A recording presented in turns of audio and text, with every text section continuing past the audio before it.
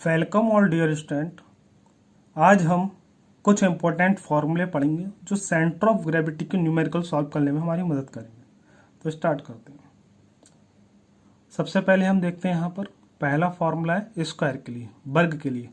तो यहाँ पर हमने एक वर्ग बना लिया, स्क्वायर बना लिया, जिसकी चारों भुजाएं क्या है, बराबर है, जिसका मान कितना है, ए। ठीक है, चारों भुजाओं के मान है ए। तो यहाँ पर हमें इसका क्या निकालना है, सेंटर ऑफ ग्रेविटी निकालना है, और इसका हम कह सकते हैं केंद्र निकालना है। तो सबसे पहले हम इसका एरिया निकालेंगे। तो एरिया तो आपको पता ही होगा, इसका एरिया कितना होगा, किसी वर्ग का एरिया होता है ए इंटू ए, मतलब ए स्क्वायर। ठीक है, एरिया भी आपका यूज होगा न्यूमेरिकल्स में। तो एरिया हमने लिख लिया ए स्क्वायर। अब हमें क्या निकालना है, एक्स बार और वाई बार। मैंने इससे पहले बताया था सिमेट्रिक और नॉन सिमेट्रिक कंडीशन। अब देख सकते हैं आप, ये क्या है, दोनों अक्ष के सापेक्ष क्या है, सिमेट्रिक है, एक्स अक्ष के सापेक्ष भी और वाई अक्ष के सापेक्ष भी। तो देखो यहाँ पर ये वाई अक्ष में सिमेट्रिक है और एक्स अक्ष पे भी क्या है, सिमेट्रिक है। तो जब दोनों अक्ष के सापेक्ष क्या है, सिमेट्रिक है, तो गुरुत्व केंद्र कहां पे काम करेगा, जहां पे ये इंटरसेक्ट करेगी लाइन। क्यों, हमें पता है इसी लाइन पे कहीं ना कहीं काम करता है। तो पहली लाइन तो यहाँ पर होगी, तो इसी लाइन पे काम कर रहा है, लेकिन ये लाइन यहीं पे काटी हुई है, तो पूरी बॉडी का सेंटर ऑफ ग्रेविटी यहीं पे काम करेगा जी। ठीक है, तो इस सेंटर ऑफ ग्रेविटी की दूरी क्या होगी, यहां से इस वाले किनारे से यहां तक की दूरी हमारी जो होगी वो क्या होगी, a/2, क्योंकि टोटल ए है। इसी तरह से यहां से यहां तक की दूरी भी क्या होगी हमारी, a/2। अब यहां से हम बात करें तो एक्स बार और वाई बार का मान निकालना है। तो देखो सबसे पहले हमने क्या माना, सबसे नीचे वाली एज से, किनारे से एक्स अक्ष खींच लेते हैं, बॉटम एज से एक्स अक्ष खींच लिया, और लेफ्ट एज से हमने क्या खींच लिया, वाई अक्ष खींच लिया। अब इसके सापेक्ष हमने क्या निकालना है, हमें एक्स बार और वाई बार।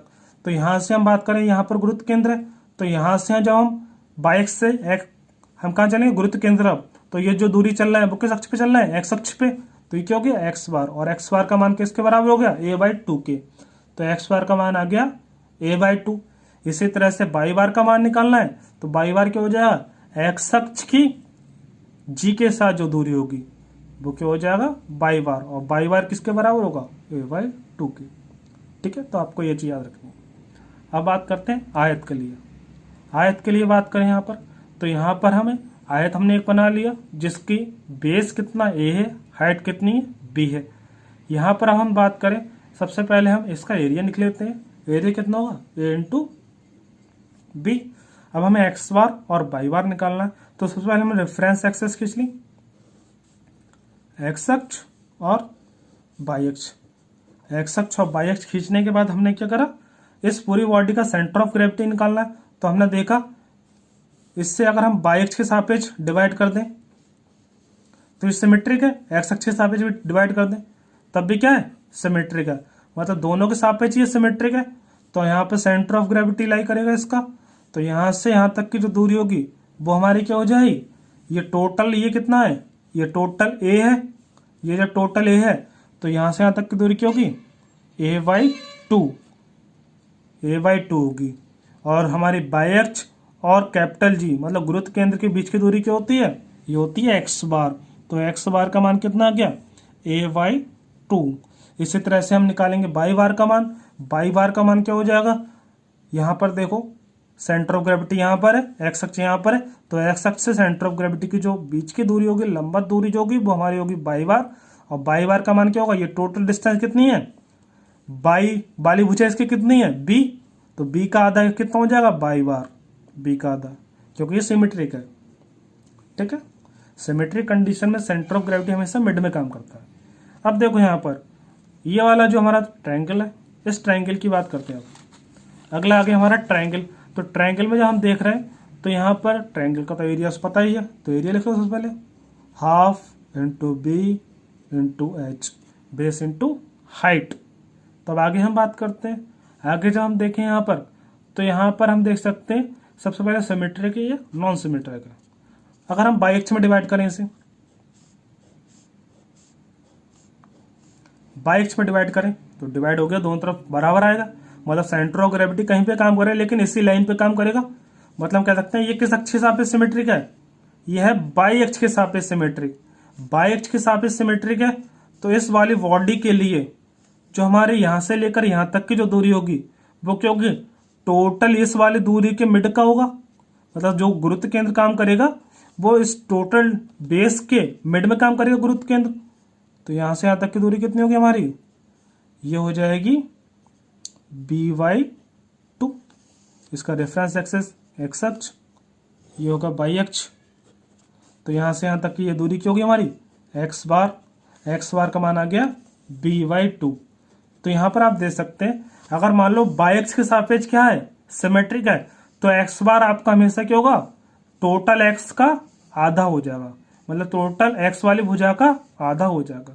अगर बाई एक्स के सापेक्ष सिमेट्रिक है तो एक्स बार आपका आधा हो जाता है। ठीक है, अब हम देखते हैं ये एक्स अक्ष के सापेक्ष सिमेट्रिक है, नहीं है, तो नहीं है। तो इसकी जो गुरुत्व केंद्र होगा यहाँ से कितनी दूरी पर काम करेगा वो आपको याद रखना है। ये काम करता है, अगर टोटल हाइट h है तो h/3 पर काम करेगा। कहाँ से, इसके आधार से h/3 पर काम करेगा। आधार से h/3 पर काम करेगा तो ऊपर से कितना होगा, तो ऊपर से होगा टोटल h माइनस h/3, मतलब 3h माइनस h/3 मतलब 2h/3। ठीक है, तो नीचे वाले बेस से कितना h/3 पर काम करेगा, मतलब बाई बार आ गया इसका h/3। ये आपको याद रखना है। इसके बाद हम बात करते हैं सर्कल के लिए, वृत्त के लिए। तो वृत्त के लिए अगर हम बात करें यहाँ पर, तो वृत्त सब देखो एरिया इसका क्या होगा, π/4 d²। तो एरिया तो इसका π/4 d², वो तो सबको पता है। लेकिन हम बात करते हैं एक्स बार और बाई बार। एक्स बार और बाई बार देखो यहाँ पे, ये जो हमारा सर्कल है ये एक्स अक्ष के सापेक्ष भी सिमेट्रिक होगा, ऊपर नीचे बराबर होगा। और वाई अक्ष के सापेक्ष भी क्या होगा, सिमेट्रिक होगा। जब दोनों अक्ष के सापेक्ष सिमेट्रिक है तो टोटल व्यास इसका डी है, तो क्या हो जाएगा, एक्स बार और बाई बार क्या हो जाएगा, d/2 और d/2 हो जाएगा। ठीक है, तो आगे बात करते हैं हम अर्धवृत्त के लिए। सबसे पहले हम अर्धवृत्त पे आते हैं। अर्धवृत्त के लिए, अर्धवृत्त की हम यहाँ पे देखें तो अर्धवृत्त के लिए देखो यहाँ पर एरिया क्या होगा इसका। अगर मान लो एक हमने अर्धवृत्त बना लिया जिसकी त्रिज्या कितनी है, स्मॉल r, तो एरिया होगा इसका πr²। ये तो हो गया पूर्ण वृत्त का, अर्धवृत्त है तो अपॉन 2, πr²/2 अर्धवृत्त का एरिया हो गया। इसी तरह से अगर हम बात करें चतुर्थ वृत्त, मतलब वृत्त का चौथा हिस्सा कितना, इसका एरिया हो जाएगा πr²/4। सबसे पहले आते हैं अर्धवृत्त में। अर्धवृत्त में हमें देखते हैं एक्स बार और बाई बार के मान। तो यहाँ पे देखो एक्स अक्ष हम खींच लेते हैं, एक्स अक्ष ही होगा। बाई अक्ष कहाँ पर होगा, बाई अक्ष यहाँ पर होगा। एक्स अक्ष हो गया, बाई अक्ष हो गया। अब हमें देखना है सबसे पहले सिमेट्रिक है नॉन सिमेट्रिक है। अगर सिमेट्रिक होगा तो मिड में काम करेगा एक्स बार। तो यहाँ पे हम बात करें बाई अक्ष के सापेक्ष क्या है, बाई अक्ष के सापेक्ष ये देखो दोनों तरफ क्या है, सिमेट्रिक है। मतलब बाई अक्ष के सापेक्ष सिमेट्रिक है तो एक्स बार इसका कितना होगा, तो एक्स बार होगा इस टोटल एक्स वाली भुजा का आधा। मतलब टोटल एक्स वाली भुजा कह सकते हैं हम, ये आर और ये आर 2r होगी। और तो ये डिस्टेंस कितनी होगी, स्मॉल आर भी ले सकते हैं या फिर टोटल व्यास का आधा भी ले सकते हैं। चलो यही लिख दिए स्मॉल आर। ठीक है, स्मॉल आर भी ले सकते हैं या d/2 भी ले सकते हैं। यह त्रिज्या हो गई आर। ठीक है, यहाँ से तक की दूरी एक्स बार का मान। अगर बाई बार निकालना है तो बाई बार देखो एक्स अक्ष में काटोगे तो ये सिमेट्रिक नहीं है। तो जो सेंटर ऑफ ग्रेविटी है कितनी दूरी पर होता है वो आपको याद रखना है। सेंटर ऑफ ग्रेविटी आधार से कितनी दूरी पर होगा, 4r/3π, मतलब 4r/3π। r मतलब त्रिज्या। ठीक है, तो यहां से आधार से गुरुत्व केंद्र के बीच की जो दूरी होगी ये कितनी होगी, 4r/3π। और किस अक्ष पे चल रहा है ये दूरी, बाई अक्ष पे, तो ये क्या हो गया, बाई बार हो गया। ठीक है, बाई बार। ठीक है, अब देखो यहाँ पे चतुर्थ वृत्त आ गया। ये ना एक्स अक्ष पर सिमेट्रिक होगा और ना ही ये बाई अक्ष पर सिमेट्रिक होगा। तो हमें याद रखना है इसका सेंटर ऑफ ग्रेविटी जो होता है हमेशा इसके आधार से, चाहे इस वाले आधार से देख लो चाहे इस आधार से देख लो। यहाँ से अगर हम बात करें सेंटर ऑफ ग्रेविटी यहाँ पर है, ये बाई अक्ष है, तो यहाँ से यहाँ तक की दूरी क्या होगी, एक्स बार। और यहाँ से यहाँ तक की दूरी क्या होगी आपकी, बाई बार। यहाँ पर एक्स बार और बाई बार देखो साफ साफ देख सकते हो बराबर होंगे जो भी होंगे। तो यहाँ पर एक्स बार और बाई बार दोनों बराबर होते हैं और उसका मान होता है 4r/3π। ये आपको याद रखना है, फॉर्मूला आपका न्यूमेरिकल्स में यूज होगा। ठीक है, तो एक्स बार का मान 4r/3π, बाई बार का मान 4r/3π। यहाँ पे आ गया समलंबाकार पटल। समलंबाकार मतलब ट्रेपेजियम। ट्रेपेजियम की अगर हम बात करें तो इसका एरिया की बात करें सबसे पहले। ट्रेपेजियम क्या होता है? जिसकी आमने सामने की भुजा जो होती हैं वो बराबर नहीं होती हैं। ठीक है, आमने सामने की भुजाएं जो है पैरेलल जरूर है लेकिन बराबर नहीं है। इसकी ये वाली भुजा ए है, इसकी ये वाली भुजा क्या है? बी है। इन दोनों के बीच की दूरी कितनी है? एच है। अब हमें इसका क्या निकालना है? एरिया। तो इसका एरिया होता है हाफ इंटू आमने सामने की भुजाओं का योगफल इंटू हाइट। ठीक है, अब इसका एक्स बार निकालना है। देखो यहाँ पर सबसे पहले अगर हम इस तरह से हम बाई